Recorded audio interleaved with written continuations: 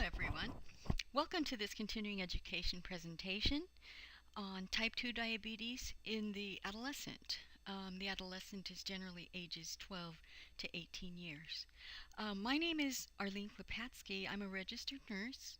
I'm also an attorney, but my main focus these days is that I am in an MSN program at Capella University with a specialty in diabetes in my program. So that's why I'm giving this presentation to you today on type 2 diabetes in the adolescent. According to the Centers for Disease Control and Prevention, diabetes is on the upswing. It is a major epidemic, and in fact, the CDC says that as many as 1 in 3 adults in the United States could become diabetic by the year 2050 if the current trends continue. And of these cases of diabetes, 90 to 95% of them are type 2 diabetes. Now, I remember the old phrasing when we called it adult onset diabetes. So I really never thought of children or adolescents with this disease process.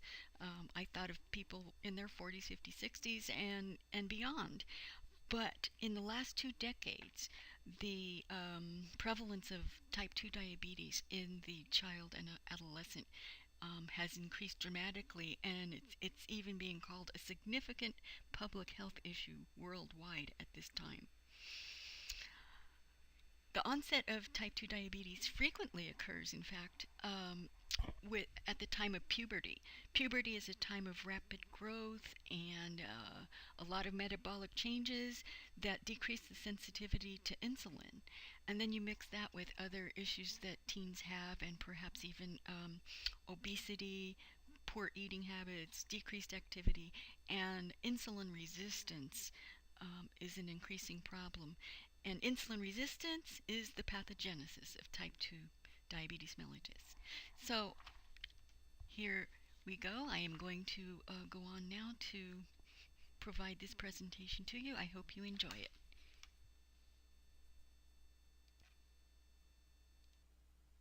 Again, insulin resistance is the pathogenesis of type 2 diabetes.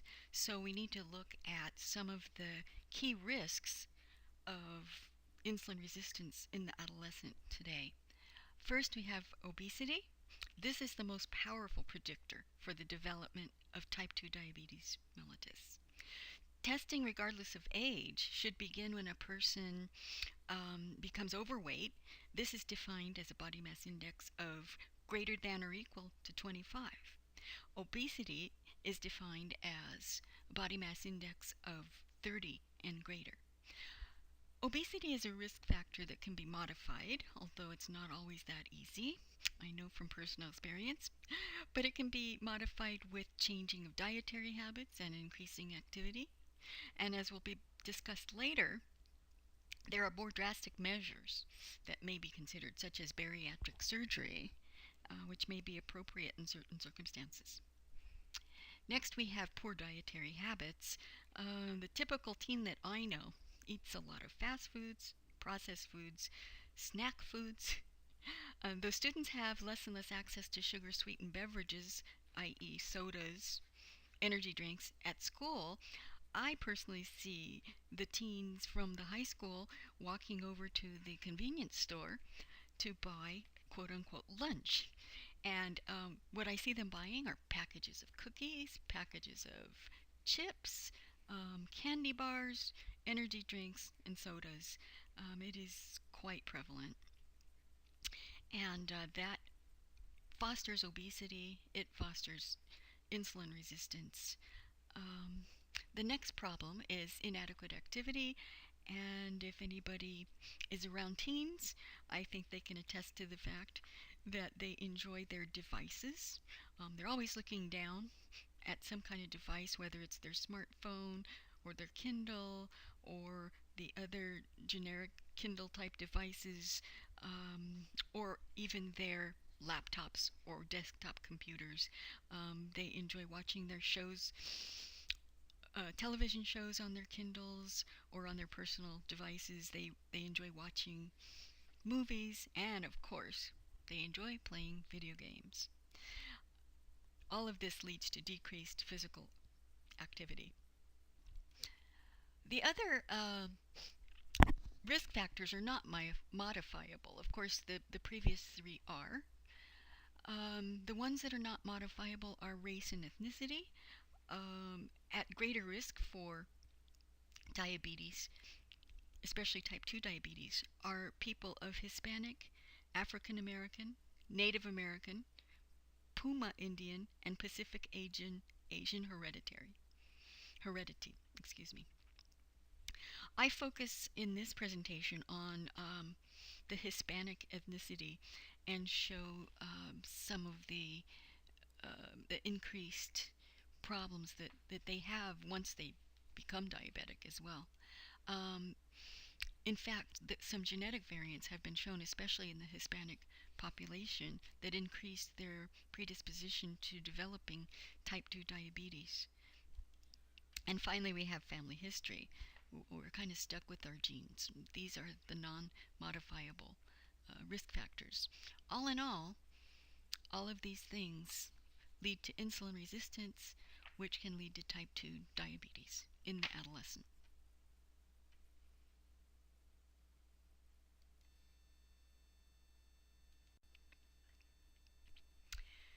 Research shows that type 2 diabetes may be a more lethal disease than type 1 diabetes in young people, particularly in adolescents. There's often relief at the diagnosis of type 2 diabetes over type 1 because of the perception that it's a milder disease, when in actuality type 2 diabetes causes fewer day-to-day interruptions in lifestyle, but in the long run it may be more lethal. The youth onset version of type 2 diabetes is more lethal because of the increase in cardiovascular risk factors specifically, and because of the higher death rate than in type 1 diabetes mellitus.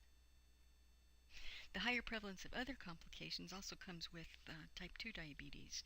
And in fact, retinopathy has a prevalence of 20% in adolescents.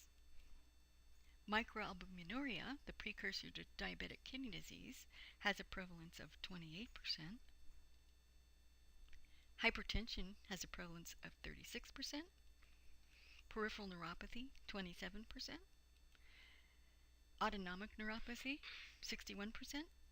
And one last condition that is common in type 2 diabetes is non-alcoholic liver disease. It also is a major problem in causing insulin resistance. These conditions are often modifiable with early treatment, but if not treated early, they go on to become non-modifiable alterations in organ systems and lead to progressive disease. And as you all know, some of these diseases lead to death. Once type 2 diabetes is diagnosed in the adolescents, the importance of care cannot be overemphasized.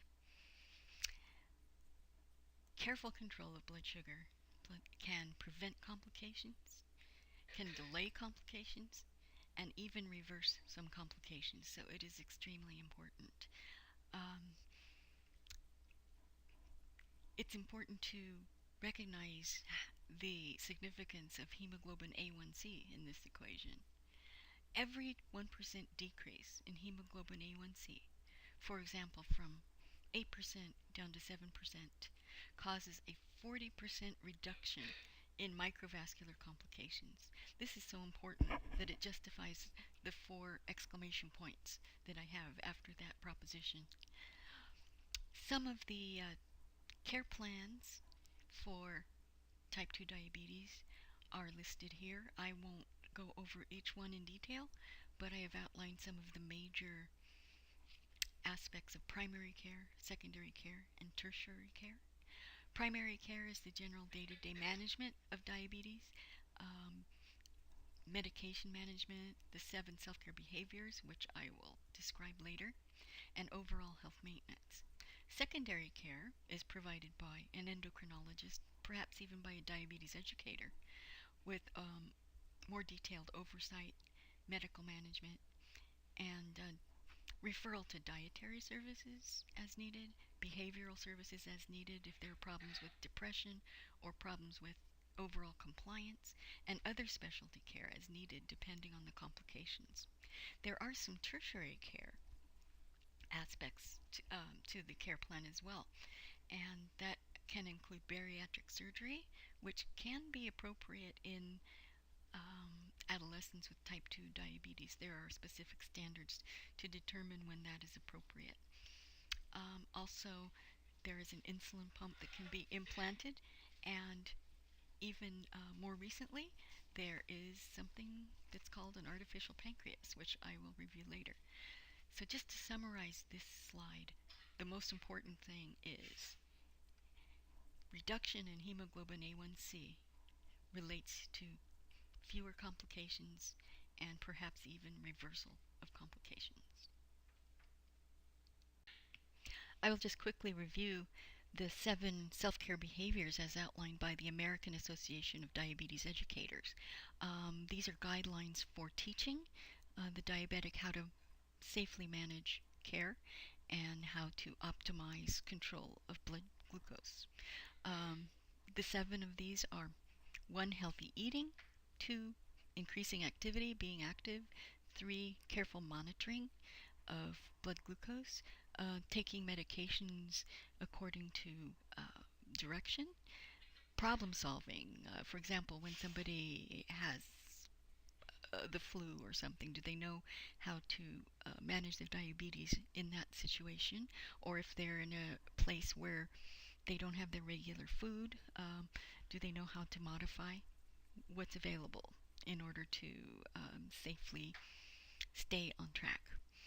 Also, healthy coping and reducing risks as much as possible. Those are the self-care behaviors as outlined by the American Association of Diabetes Educators.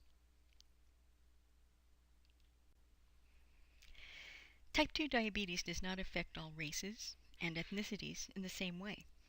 According to the CDC, African Americans, Hispanic Americans, Native Americans, Asian Americans, and Pacific Islander Americans are at particularly high risk for developing type 2 diabetes. Among Hispanics, 15% of adults have type 2 diabetes compared to only 9% of non-Hispanic whites. I did not see any of these statistics with respect to adolescents, however. But to make matters even worse, Hispanics are more likely to develop serious complications of type 2 diabetes once they contract it. They have a high risk of retinopathy, which may lead to blindness, and also amputations of especially lower extremities. Among Hispanics, Mexican Americans have the highest rate of diabetes. This is also a major problem for Mexicans who live in Mexico, where diabetes is one of the leading causes of death. This is partially due to specific gene variants that have been found in Hispanics that predispose them to developing type 2 diabetes. In addition, there may be cultural issues such as belief systems and perhaps some cultural dietary habits that also may predispose this population to a higher risk of type 2 diabetes.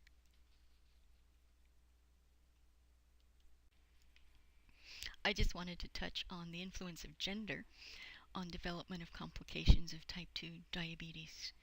Women are particularly hard hit in this area. Women with type 2 diabetes have more serious cardiovascular complications than men do. They have a greater risk of developing blindness, they have a greater risk of developing eating disorders, and they have almost twice the likelihood of developing depression as men do.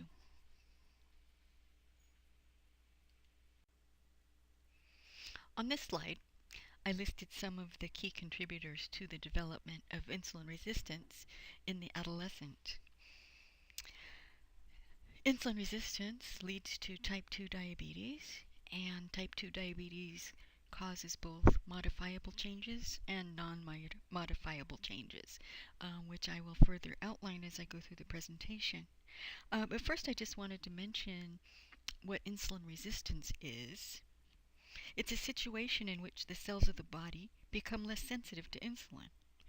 As you probably already know, insulin's job is to open the door of the cell wall to allow glucose to enter. During insulin resistance, the door does not open with the usual amount of insulin, and more and more insulin is required in order for the cell wall door to be opened. This puts a greater demand on the beta cells of the pancreas, and eventually they cannot keep up. Eventually, there's not enough insulin to get the job done. Glucose cannot enter the cell to be used in the development of energy, and then glucose builds up in the serum where it does its unfortunate job of causing severe damage to the interior walls of the blood vessels. And that is the pathogenesis of the modifiable and non-modifiable changes related to type 2 diabetes. This slide will highlight some of the modifiable changes or complications of diabetes. By definition, if treated early, these conditions can be reversed. One of the major hallmarks of treatment for these is careful control of blood glucose values, but in addition, a lot of these require additional treatment. In the case of DKA and HHS, intensive care is needed to reverse these conditions, and there is early neuropathy and depression, early hypertension, dental oral disease, early microalbuminuria, or the hallmark of impending diabetic kidney disease, and acute infections, and even some ocular conditions can be reversed if treated early. If they aren't treated early, almost all of these will go on to cause severe complications and even death. Here I list some of the non-modifiable changes of type 2 diabetes, or changes, if not modified, lead to more severe diseases. So we'll start with the cardiovascular diseases and hypertension. Then we have retinopathy, which can lead to blindness, peripheral and autonomic neuropathies, which can lead to amputations and a whole host of other conditions with the autonomic neuropathies. Gastrointestinal disorders, slowing of digestion, diabetic kidney disease, which, as you know, can go on to require dialysis and even kidney transplantation, stunted long bone growth, which is a particular problem in adolescents, and a condition called limited joint mobility in the hands and feet, which is a predictor of other microvascular changes in the adolescent. The next 5 slides will focus on particular systems affected by type 2 diabetes. So we'll start with cardiovascular effects, starting with hypertension. As I said before, the adolescent with type 2 diabetes has a 36% prevalence of hypertension. Other conditions that will develop: atherosclerosis, coronary artery disease, peripheral artery disease, and eventually heart failure. Some of the treatments: primary care, again, management of the diabetes and general health. Secondary care, any kind of specialty management that's needed: cardiology, vascular, lipidology, testing and medications. Tertiary care techniques, lots of these are possible for cardiovascular conditions, including interventional radiology, cardiology, vascular repair and revascularization, angioplasty, stenting, or coronary artery bypass grafting. The cardiovascular effects are very important, specifically because the literature says that cardiovascular disease in type 2 diabetics accounts for at least 65% of deaths, and that is very significant. And if we can stay on top of that and preferably even prevent these complications, that is going to be optimal. As most people know, diabetes, and type 2 diabetes as well, has severe effects on the eye and ultimately on vision. In fact, diabetic retinopathy is one of the most severe diabetic eye diseases, and it's the leading cause of blindness in the adult of working age. This condition does begin in adolescence, and the prevalence of retinopathy in adolescence is as high as 20%, as I previously discussed. And this condition can continue to progress until it severely impacts vision and eventually causes blindness. This disease occurs because of leaky blood vessels and eventually because of proliferation of blood vessels in the retina. There are two conditions that particularly make this disease worse, and those are hypertension and elevated lipids. So these conditions also need to be treated and or prevented to slow the progression of diabetic retinopathy. Other conditions include diabetic cataracts, diabetic glaucoma, and diabetic macular edema. Primary treatments, again, care of diabetes. In addition, lifestyle changes, including avoidance of smoking. Secondary care, again, is regular follow-up with ophthalmology, including various testing and maybe even imaging. Glaucoma can be treated with medications. And tertiary care, cataracts can actually be surgically treated. Diabetic retinopathy can also be surgically treated with laser photocoagulation. The best bet is to prevent these conditions at all costs. Type 2 diabetes also has a severe impact on the nervous system in the adolescent. And these conditions begin in adolescence. The prevalence, again, of peripheral neuropathy is quite high. It is, in fact, 27%, and with autonomic neuropathy, the prevalence is 61%. Peripheral neuropathy can be a disabling condition. It causes numbness, chronic pain, weakness, loss of function, injury, and amputations eventually. And the problem is that this is not screened for often, and it should be screened for with vibratory sensation tests and other sensation tests at every visit, because it can progress quite insidiously. Autonomic neuropathy is responsible for the function of a lot of our organs. Autonomic neuropathy can cause gastroparesis, which is slowed digestion. It causes postural hypotension, cardiovascular denervation syndrome or cardiac denervation syndrome, and in that case a person could be having an MI and not even feel it. Hypoglycemic unawareness is a situation in which the first symptom of hypoglycemia is passing out cold on the floor. There is no sensation or response of the body to the hypoglycemia. It also is responsible for sexual dysfunction, incontinence, pupillary and sweating abnormalities. So it's quite a laundry list of conditions when the neurological system malfunctions. Again, primary care as before. Secondary care, perhaps podiatric care to take care of the feet once the feeling is lost or impaired. There can be testing with nerve conduction studies, and then if there are wounds, there should be specialized wound care. Then for gastroparesis, gastroenterology testing and meds, again, specialty cardiology care, urology care, gynecology care as needed, possibly even pain management. Tertiary care, again, would involve something like surgery, which would be, unfortunately, amputations, or perhaps the cardiac interventions that we talked about before. There may be some bladder procedures for incontinence, spinal cord implant for management of pain and function, and even nerve release surgeries to deal with some of the chronic pain issues. Type 2 diabetes has a major impact on the urological system, especially dealing with the kidney.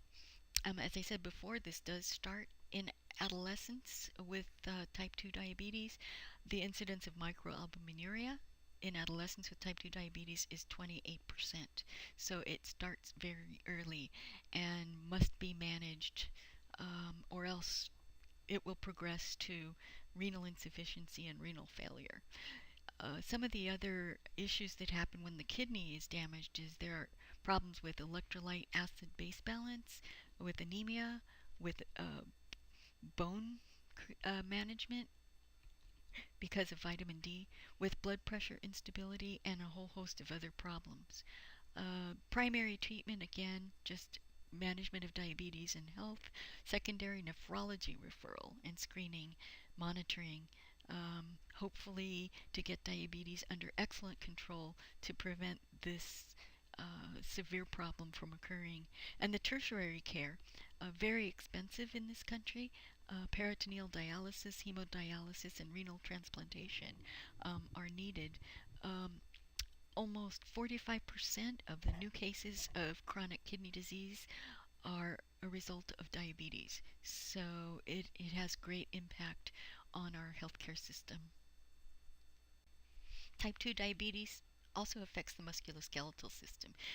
Insulin is very important in the biochemical process of growth of the long bones, so it can affect growth in adolescence, which can be a very important issue in stunting of growth.